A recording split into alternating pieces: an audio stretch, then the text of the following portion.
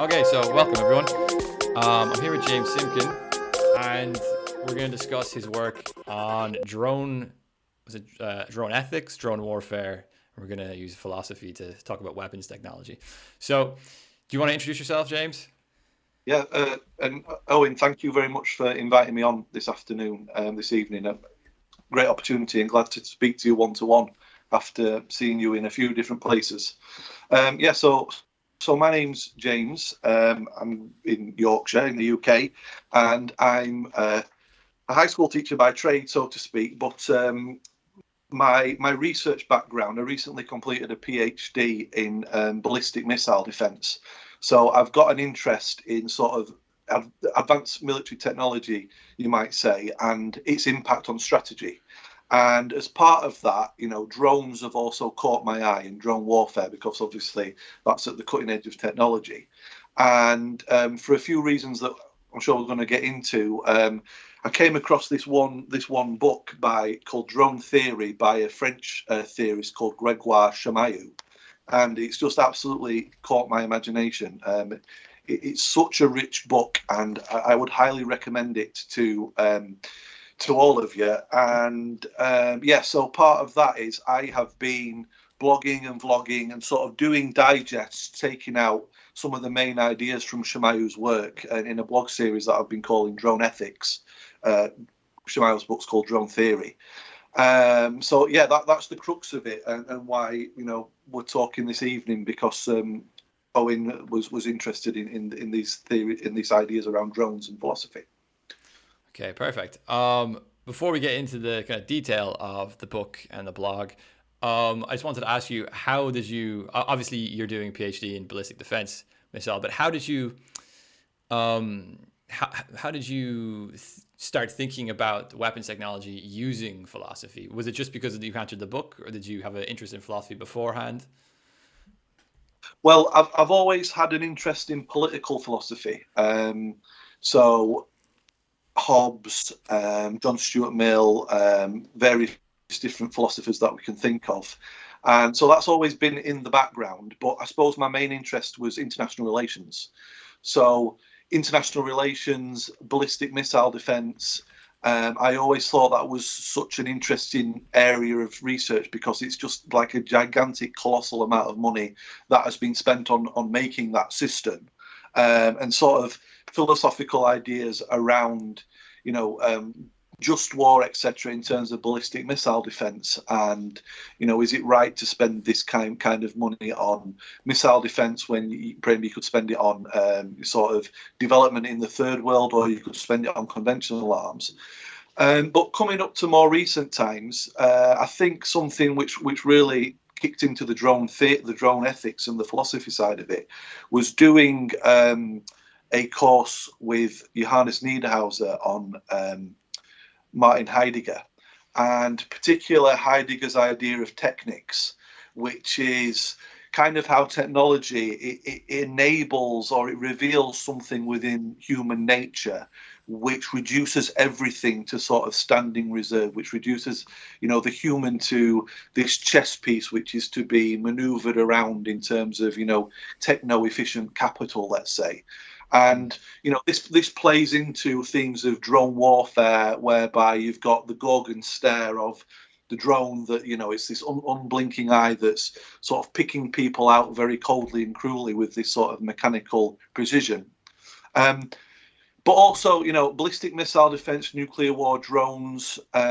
It's this idea in Heidegger's The Thing. There's this line in this essay by Heidegger called The Thing, in which he talks about the frantic abolition of distance brings no nearness. And what he means by that is, in the 20th century, we've been collapsing distances through media technology, through missile, through rocketry, through drones, whereby the fact that, and this links into the things that kind of Shamayou's saying, is, we can, there are pilots, drone pilots, sat in an air-conditioned room somewhere in the United States or in Norfolk in the UK, and they're piloting drones that are carrying out deadly missions thousands and thousands of miles away. And, what's happening here is with drones, we can see these killings take place in sort of Ballardian high definition. but yet you're sat in a room that's physically safe. I know we're going to get into PTSD, but physically you're not at risk if you're a drone pilot. And I think that's where I came across, around about that same time, I came across Shamayo's drone theory. And with those kind of Heideggerian notions in mind, as well as this book, which is what's so good about it is that it really goes deep into the philosophy behind drone warfare. I'll just pause there for a minute. Yeah, perfect. Yeah, that makes sense. The background of how you got into it makes sense. I think you mentioned Hobbes as well. Conflict management as well. Kind of how do we negate violence? How do we have political unity? I think these are all themes. Also, self-preservation. These are all themes that are going to kind of come out when we start thinking about weapons technologies as well. Yeah, you mentioned Heidegger as well. With standing reserve, I think that's a fantastic lens to look at it from. And I think that I think that we haven't really explored that Heideggerian kind of aspect enough, or at least we're being forced to explore it more with the sorts of technologies which are coming about. There's something I'm quite interested in as well. It's biogenetical kind of manipulation of the human genome. I think this is also going to force us to think about technology in a more philosophical way. Also, you talked about the destruction of distance. I think there's a lot of themes that we have similar interest in here, because I've also been doing a lot of work on Paul Virilio, who talked about the end of history being the end of geography, this mass communication destroying distance. And drones certainly seem to be fitting into a part of all of that kind of sporadic web of phenomena converging around these kind of similar issues. So it's a really interesting aspect to delve in more detail into. I'm going to now just quote, we're going to maybe go a bit more into the kind of political philosophy aspect here, because I'm going to quote a part of your blog, and then I'm just going to read out a kind of pre-written question that I have. I'm very organized this time. Okay, so in your blog, you write, sorry, I'm reading off my phone, so it's a bit blurry. You write, because the free citizen of a republic are unlikely to want to risk their lives in combat, they are unlikely to vote to go to war. This is the essence of Kant's theory of perpetual republican peace, or democratic peace theory in modern parlance. However, Chamau, am I pronouncing it right? Chamau then stands Kant's democratic peace theory on its head to argue that precisely because the free citizens of democratic states, of which he reads the United States as the ultimate example, will not vote to put themselves in harm's way, then the militaries of those countries will have to develop methods of warfare which do not risk the lives of their citizens, and voila, you have the emergence of the drone. So that's a fantastic observation, I think, which discusses something which may seem contradictory to many people, which is the kind of democratic form of warfare. The democratic logic of choosing, in a sense, leads to this phenomena of not wanting to risk your life, which then leads to the technology of how can we assert ourselves without risking our own bodies. But I wanted to just read out this kind of more formal question I had, which was, it occurred to me that this theory suggests that if democracy creates the political conditions for drone technology, we see this technological subversion of the democratic end of peace, insofar that democracy is the mediation of conflict through a reasonable majority. Domestic politics seems to be in total contradistinction to foreign policy. The same rational, moderate aversion to violence at home turns into a pretty vulgar tolerance for technological forms of violence abroad. So I just wanted to maybe talk about what you thought of that contradiction, and how drones relate to that contradiction, because they seem to me to be the epitome of that contradiction. Yeah. So in drone theory, one of the blog posts that I wrote about is where Shamayu draws on a theorist called Carl Schmitt, who had this idea that democracies can be violent because if they have a sort of a negative liberty at the heart of them, where there's like a freedom from, or rather than a freedom to, they have they find it difficult to coalesce around sort of an internal ideal that gives them meaning. So in order to sort of bind together as a unit, they can sort of like their focus shifts to outside threats. And perhaps we can see in this like the democratic mandate of where drone warfare comes from. You know, voters aren't going to want to risk their lives, so militaries have to come up with some way of, as you say, enforcing power without risking people's lives. And I think Shamayu's argument there, drawing on Schmidt, seems at least a part of what's going on. I wondered if you'd, Yeah, if that makes sense. that makes sense. It makes sense in light of the later observation of a war without sacrifices. Yes. A sort of ability to you know. So when we think of the kind of peaceful, democratic, rational, violence averse kind of innovation of enlightened democratic states. We think of how can we avert ourselves being put in harm's way, but we don't necessarily think of how can we avert enforcing our will violently even on others. So yeah, there's this sort of like very one-sided innovation. The innovation is very much sided towards keeping ourselves safe rather than thinking of how do we not put ourselves in the position where we have to go and like steal people's resources, or we have to go and bomb these people here, we have to enforce our will over here, and so on.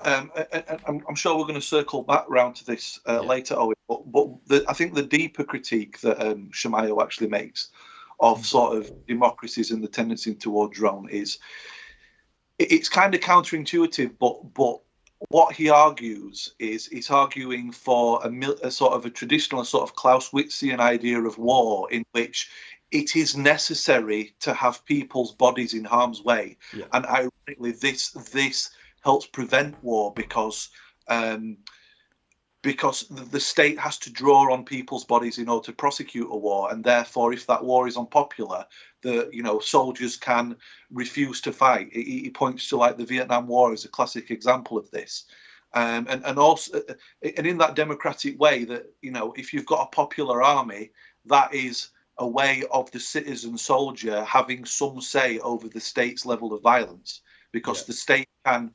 The citizen can withdraw their labour, so to speak. Within his book, Shamayu draws on Hobbes and the idea of the Leviathan, and he says that if the body politic is made up of the bodies of the citizens or the subject, we can actually refuse to give our bodies to the subject. So therefore, we have some kind of leverage over state violence. Whereas if we shift to drone warfare and automated warfare, the citizen is extracted from that. So we've got this delicate balancing act where on one hand, as Kant hoped, in an enlightened democratic community, so to speak, we would not vote for war. But at the same time, Shamayu's kind of arguing that there needs to be an engagement by the public in warfare and people's literal bodies in order to place a restricting factor on the state. So this I'm starting to see the connection now between this kind of professional military, which is not in any way a part of a citizenry, a sort of military without a polis, we could say. Yes. And we can see that in the kind of abstract political philosophy sense, and then you can think of the more phenomenological sense of violence without a body. Yes. There's a very direct connection between these two things. Like violence without a body means violence without putting your body in the way, which means violence without politics, which means that there's no and I think one of the things I've always been suspicious of, and I think that the kind of more like maybe humanistic, maybe humanitarian, anti-war sentiments, which I I understand, but are perhaps limited, are in the sense that they often argue against war in such a way that it doesn't really think about Yeah, this contention between yeah, the body and the body politic, putting itself at risk and so on. So I wonder if you have any comment on that as well. yeah. So, I mean, this is great. We're going to be circling round, so that's good. So, if you're talking about the body politic, um, yeah, one thing that I think to get sort of a roundabout to your question again is something that's very apparent in Shamayo's argument, which catches one's eye, is it's quite difficult to place him first off, because he uses pro-war arguments to make an anti-war case. Mm-hmm. So he's basically saying that that we should have a return to sort of Clausewitzian whites of their eyes kind of combat, and ironically, this will reduce the level of conflict in society, international conflict, because there's skin in the game, so to speak, and therefore there will be this sort of democratic control over Yeah. states' violence. Mm. That's where he's coming from. Okay, perfect. So I think that the disembodiment of violence is the kind of is also the depoliticization of violence, we could say. I think that's probably a good way to kind of just summarize, at least in my head anyway. So will we go into the PTSD phenomena? Because there's a bit about PTSD in, surprisingly, drone pilots do experience PTSD, which might be counterintuitive to how people might guess. So yeah, Yeah, do you want to just explain that a bit? yeah. So I mean, this is an emerging field of study, and I was looking at this recently, and one of the most recent articles on this is from the Industrial Psychiatry Journal from 2021. And what's quite useful about that article is it's kind of a literature review of other articles, and I found it quite contradictory, and this reflects on other things that I've read. So overall, in that article, they were saying that drone pilots experience worse PTSD than actual fighter pilots. But Wow. they actually seem to contradict themselves, and I think that it's much more open than that. Actually, they mentioned one study which said that 46% of drone pilots have PTSD that's serious enough to affect them in the job. But then they quoted another study that said, compared to drone pilots, 10% of them had PTSD, but 18% of fighter pilots had PTSD. So within that study, I found that contradictory. But within the wider things that I've read, I still think the in terms of the raw psychological study of PTSD, as far as I'm aware, the jury still seems to be out on whether being a drone pilot causes more or less PTSD than being actual combat.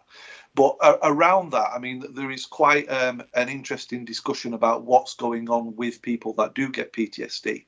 And one of the arguments might be that drone pilots, they're obviously not at physical risk, but what you see happening in the PTSD literature is an expansion of PTSD to also include not just sort of the risk of physical harm, but what's called moral hazard.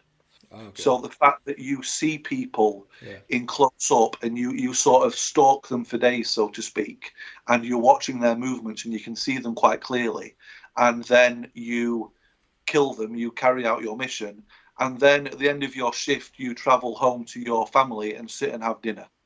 And Oh, this, wow. Yeah. again, it's that the abolition of distance, bringing no nearness. This is what's causing, whether the rates are higher or lower, it seems to be a specific type of PTSD which is common to drone pilots, because unlike a soldier or a fighter pilot that's in a theatre of war and may experience things that affect them, at least there is that decompression and they leave from that area to come home. So there's a distancing between the combat zone and where they live. Whereas with drone pilots, there's no decompression.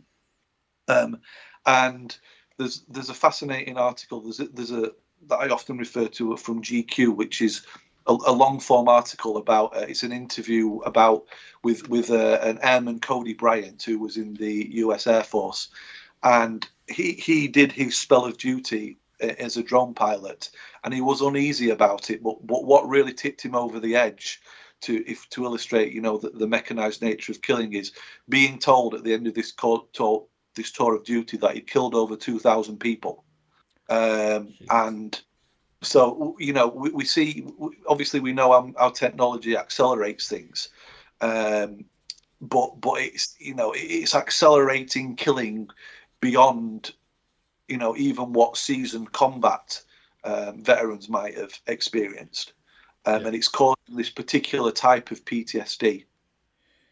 Yeah, so like the kind of traditional view, at least the kind of layman's view of PTSD, was always like something like you experienced something which was like very intense, and this sort of sets off a sort of overstimulation of your kind of nervous response, and you get kind of stuck in that mindset even when you go home. So I think there seemed to always be some sort of like I think I remember hearing, I'm not sure if this is true, you can correct me if it's not, but hearing about PTSD only occurring to soldiers when they get home. When they're actually abroad, they don't, it's like there's like a delayed effect. So I'm not sure how accurate that is, but that would make sense in terms of this sort of destruction of space, and or of kind of like not knowing if you're in the war zone or if you're in the kind of domestic civil zone. I suppose there's this sort of theme of like civilization and barbarism of which there's a distinct line, and political philosophy is always trying to find that line, and always trying to, I suppose politics in general and social civic orders laws, we're always trying to separate these things. But it would seem to me that the drone also symbolizes a destruction of civilization and barbarism. It kind of crumbles these things in together. So you're sitting at home and you're doing something barbarous, but you're doing it without, also you're kind of doing it without passion. You're doing it without like hatred. You're not like, you don't have to believe in the cause. You don't have to get in the ground and get your hands dirty. You don't have to, feel kind of hatred in any way towards your enemy. You can just, it's very calculated. It's very distant. And then you go home and you watch Netflix. So that's a sort of, I don't know. There seems to be obviously a misconception about the more distance and the more detached, the less likely you are to experience PTSD. But clearly, that's being undermined by this. I mean, I'm not sure of the general PTSD literature, but certainly looking through the PTSD literature on drones, one of the sort of phenomenological experiences that you keep hearing in interviews is that it's so that people, when they experience PTSD from being drone pilots, because they can't cope with the compartmentalization of their day, of what they're doing in the day, and then coming home at night to their families. It's just too much to bear, that kind of compartmentalization. And I think this leads me back to where I got a little bit waylaid, and you were talking about sort of the moral aspect of war, and sort of moralizations of war and conflict. And what Shamayu's doing in this book, by drawing on Clausewitz and sort of putting this pro-war argument, he's not putting forward a bloodthirsty argument. What he's trying to say is that if there is real risk on the line, then there will be some kind of moderation in violence. And to come back to that moralistic aspect of it, so there's a bit of a back and forth here. So on the one hand, you might have a moralistic argument that says, we have to get involved in all these conflicts. We have to intervene everywhere, sort of, like the liberal humanitarianist response. And then on the other hand, we might have maybe, a more sort of anti-interventionist response, sort of like an anti-imperialist response, that we should never intervene anywhere because that's just imperialism. Yeah. And how Shamayo counters that is again by drawing on Clausewitz and this idea of just war, because I mean, I'm not an expert in Clausewitz, but Shamayo draws on Clausewitz a lot, and my understanding of Clausewitz through Shamayo is this: that what you have with Clausewitz is you have this idea of just war, and for Clausewitz, it doesn't the moral calculation of one side or the other is not really. It's actually kind of damaging. If your idea is your main goal is to reduce the overall level of violence, who's right or wrong? I mean, you could have a discussion about who's right or wrong, but in this theatre of warfare, that should not apply, because if you start making a moral argument, all you boil it down to is like might is right, because each side is going to say that we're the ones in the right. That we're, of course each side is going to say we're the good guys. But what Clausewitz, what Shamayo is saying is that Clausewitz just says, right, so that doesn't matter. But what we have is we have a sort of like an equal playing field, and people can sort of fight that out. And if there are rules that we agree on, and there is this sort of engagement whereby both sides are equally at risk, which is not the case with drone warfare. You have one side which is completely dominated by the other. Then, without that, you have no balance of power. You have no case whereby each side can sort of say, right, we're sort of fighting each other to a standstill. How can we come to a stop? And again, Shamayo draws on Schmidt to say that what you can't have is this absolute sort of verticalization of destruction against the enemy. Once you completely morally destroy the enemy, then you can do anything to them. And not only is that kind of like ultimately destructive, but it also forces the enemy into kind of a position where they will do things which are really bad. So a real case example would be if you completely dominate an enemy through drone strikes, they won't try and strike you, because how can they strike down a drone? They will attack civilians, because that's the weak point. Okay, yeah. I see. That does make sense in light of the kind of terrorist attacks and stuff in European cities as a response to this kind of sort of warfare. Yeah, that makes a lot of sense. And just a quick question about Clausewitz, because I'm not that familiar with him. I have On War somewhere in my house, Yeah. but I haven't actually looked into it yet. Is he the person who is famous for saying war is politics by other means? Yes. Okay, that's him. Yeah. Yeah. Okay. Yeah. So Clausewitz, the famous Prussian general, from sort of 1780 to 1831. Okay. And Shamayo draws on at the heart of drone theory is Clausewitz, and Clausewitz was all about sort of the chivalry of warfare, so to speak, and balance of powers. And you have people actually engaged in the fight, sort of senior generals, etc. Sort of that whole sort of Napoleonic era where the battlefield was expanding because there were artillery, etc. But you would still be, like, a general would still be within the plane of view of what was going on. They might be stood on a mountain, but they were there with the combatants, so to speak. And Yeah. he's putting that forward because that exactly, to use that kind of Nassim Taleb quote, the skin in the game there, and this has kind of like a moderating effect on violence. Yeah. I want to go a little bit more into that kind of chivalry, that kind of more the more classical, let's say, um, militaristic valor, in a Yes. minute. But there's just one kind of long question I have that I've written out. I want to read out. It's just kind of relating to the manner in which we've began to criticize war, and the manner we've started to think about war, in kind of common political discourse, which I think is problematic, and I think this is sort of the beginning of something which is sort of reevaluating this. But I'll explain that in a minute. I'm just going to read out the paragraph. So this would seem to be a great text that marks a need to reevaluate how we think about war. It seems that the anti-war movements on the left, for example, have usually gone about this by a simplistic kind of dismissal of militarism in all forms and refuse to distinguish any moral hierarchy of justifications for violence. Or we could say have refused to distinguish sorts of violence or the phenomena of violence into different categories.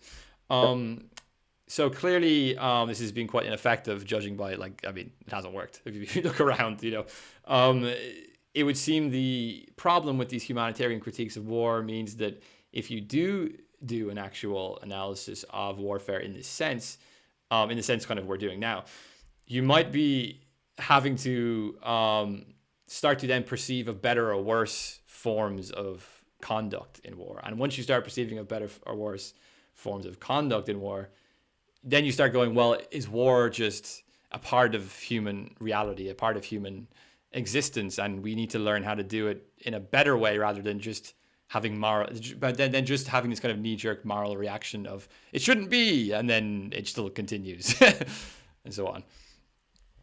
So I think this is where what Shamayu's his broader sort of argument about war in drone theory applies to sort of real world situations. So and Shamayu drawing on Clausewitz and just war again. So the war in the Ukraine.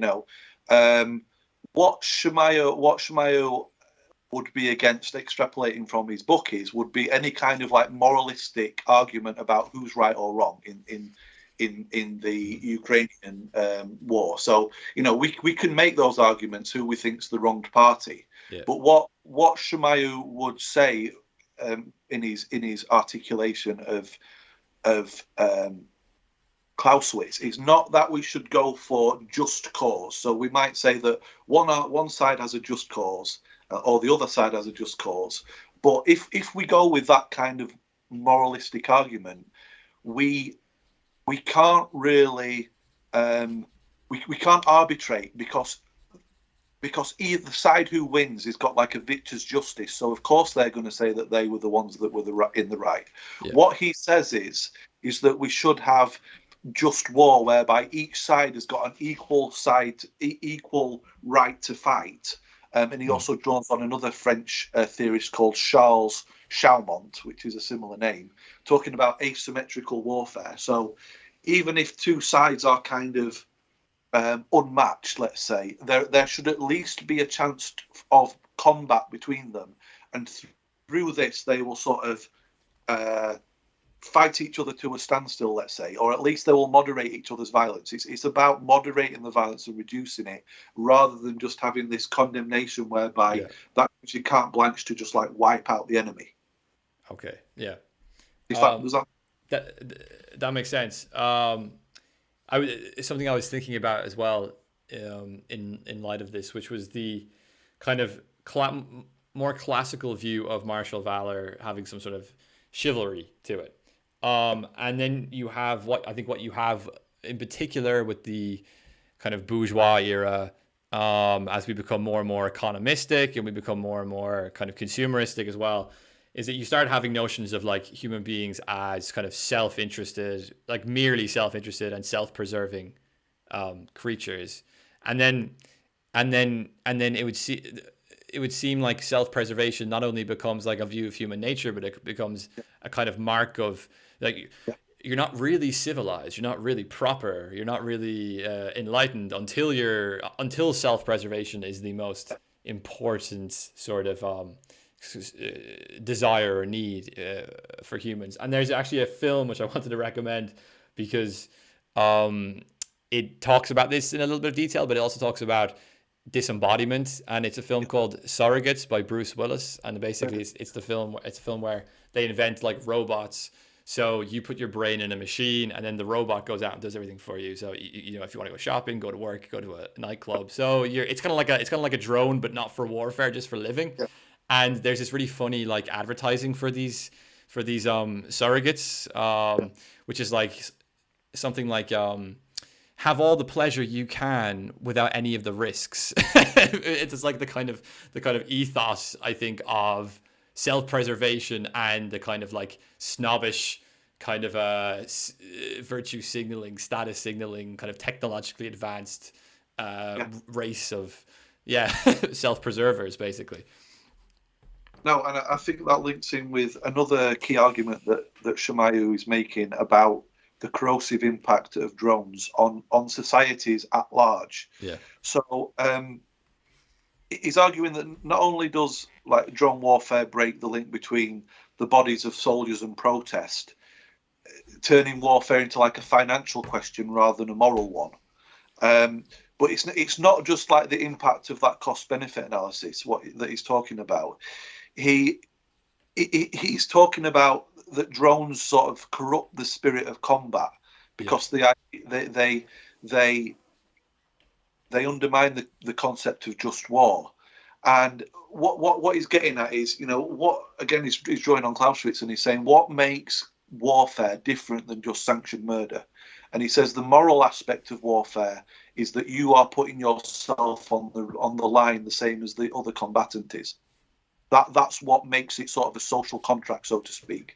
You're equal in that sense, in that you're both at risk.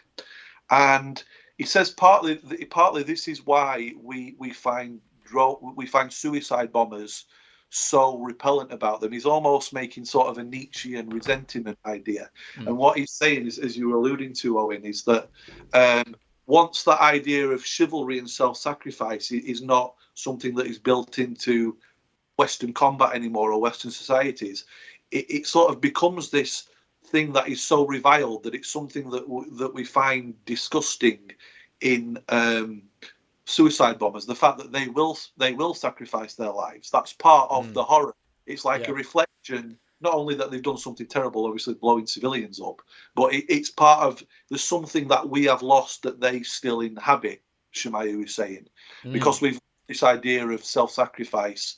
And he's not just saying that self-sacrifice in the pursuit of self-sacrifice. He's saying that self-sacrifice helps moderate war. That's what his basic argument is. He's not being bloodthirsty, but he's saying that there has to be some kind of self-sacrifice in war in order to moderate it. And he's saying that the suicide bomber kind of reflects that loss of chivalry or self-sacrifice back at us, and that's partly what we find so monstrous about it. And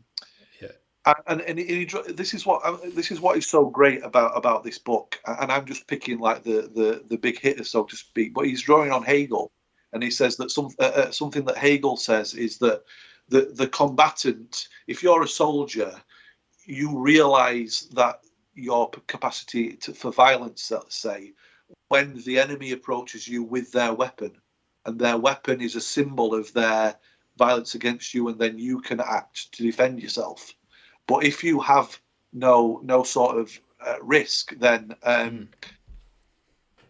you lose that idea of being a combatant.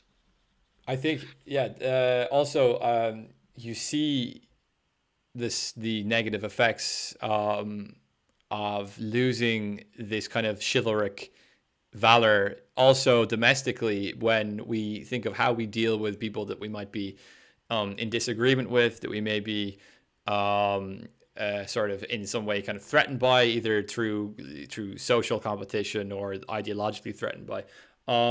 Because one of the ways in which, and I'm pretty sure like Aristotle once said he didn't like democracies because it always leads to ostracization.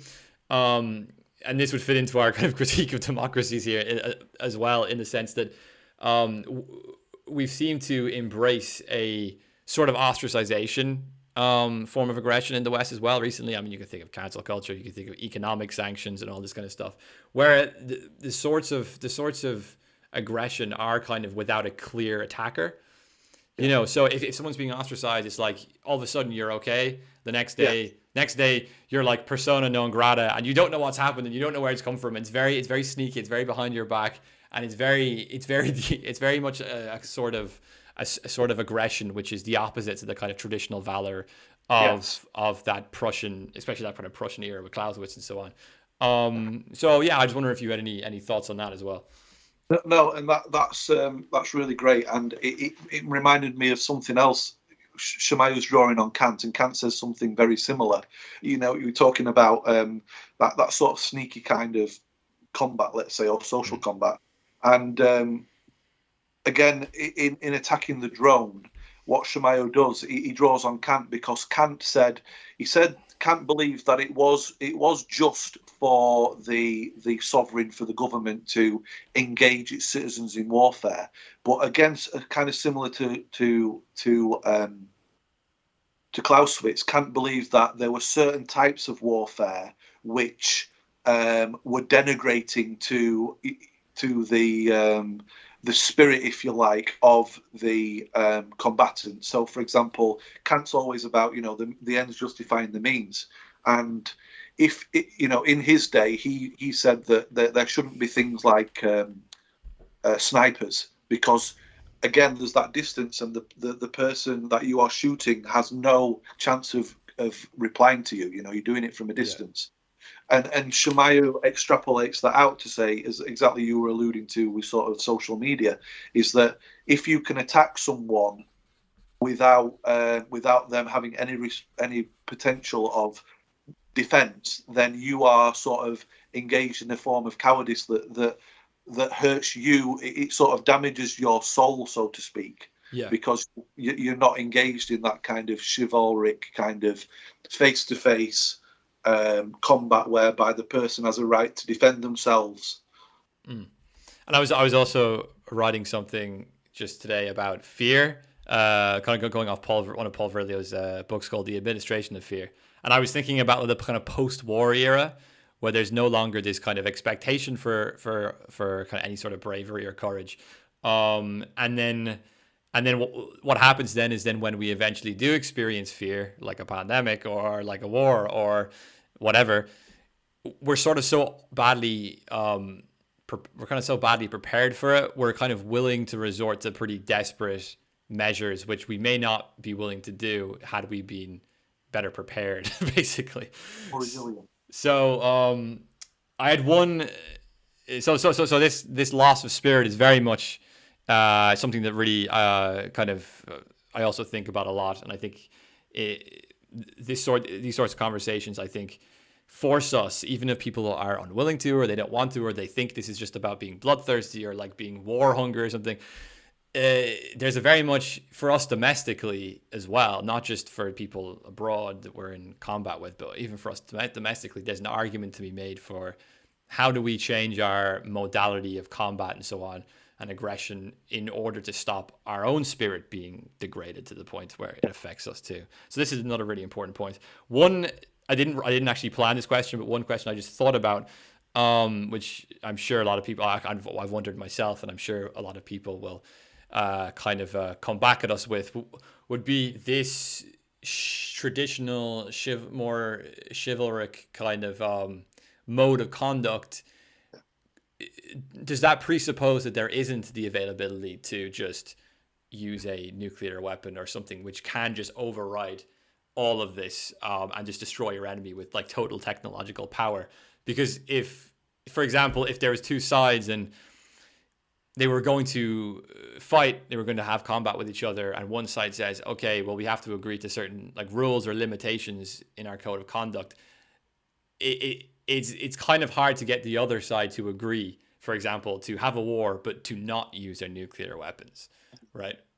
So does that make this chivalric conduct kind of impossible to actually like actualize within the world of nukes? Well, actually, the first thought that comes to mind actually is that perhaps with nuclear weapons, maybe we do get a return to this kind of standoff because you have like one nuclear power against another, and they are in a sense standing face to face, and maybe this is what makes nuclear war, and this is why we haven't had nuclear war, because it forces that super rationality and that chivalric sort of standoff of sort of these equal powers against each other, whereby we haven't had nuclear war. I mean, something that one of my bugbears is sort of game theory, and I've got a lot of respect for game theory, but ultimately, I think in the sphere of warfare, I don't think it really applies, because if game theory was absolutely correct and each side makes this sort of rational choice, there would never be any war, because one side would realize in advance that they were going to lose. There's always a loser in war. So someone has calculated incorrectly. Whereas with game theory, it's meant to be this rational calculation. So in terms of civil war, or maybe non-nuclear interstate war, I think that there's irrationality involved, but we might say that actually there is a return of a Clausewitzian perhaps at the nuclear level, because in a sense you have two armies, two generals facing off on a hill. Their societies are at risk. Even if they're ensconced in a nuclear bunker, it's going to be nuclear war. Everyone's going to be dead. If you emerge from your nuclear bunker, there's going to be a nuclear winter. You're probably going to die. What kind of a world would that be to live in anyway? So perhaps we do see a return of the Clausewitzian at the nuclear weapon, at the nuclear level. That'd be a great question, Owen. I'd be interested to explore that further. Yeah. So maybe we could say the post-Clausewitzian warfare, the drones and body maybe are a product of total one-sidedness. Yes. Yeah. Yeah. And also an elite or a ruling or kind of decision-making class who are able to immunize themselves from the negative effects of war. Which I think that they've gotten I definitely think our elite has definitely gotten very good at immunizing themselves from most of their decisions, but perhaps not nuclear war. Perhaps that's the one thing they can't immunize themselves from. Well, that's a great point, Owen, because as you were talking about the intrastate level of drone warfare, let's say, we have got the removal of the democratic populace and the elite. They've no longer got skin in the game, so to speak. But at the nuclear level, both of those body politics have, they are at risk, and this is what forces them to be rational. This is getting to the heart of like Shamayu's articulation of Clausewitz, that if you have these two strong blocks, they will sort of limit each other because they are both at risk, which maybe we'd see this at the nuclear level still. Okay. Elite populations are still directly at risk. This is fantastic. Yeah, it's great to see how all this stuff of international relations, technology, and political philosophy is kind of converging on this point. It's a fascinating area, and I think that the universities are very, very behind when it comes to this area. But that was kind of that kind of segues me into my next question, which was about who philosophizes and certain divisions of labors in our modern kind of society. Because I was reading a book by Victor, what's his name? I have his name written down here. One sec. Victor Davis Hansen, who's a kind of military historian, and it was a book about ancient Greek warfare. And actually, one point he makes in that is that Athens was more war hungry than Sparta, and Athens was the democracy as well. So there's another kind of parallel. But the point which I took from it was that he said there's many of the influential intellectuals and thinkers of that time, and just to name a few, you have Socrates, Sophocles, Xenophon, Aeschylus, I got probably his name wrong, the playwright, and many others, I didn't write down all of them, who did actually fight in war. And he was kind of pointing out in this that this is something that we often don't take into account when we look back at these thinkers.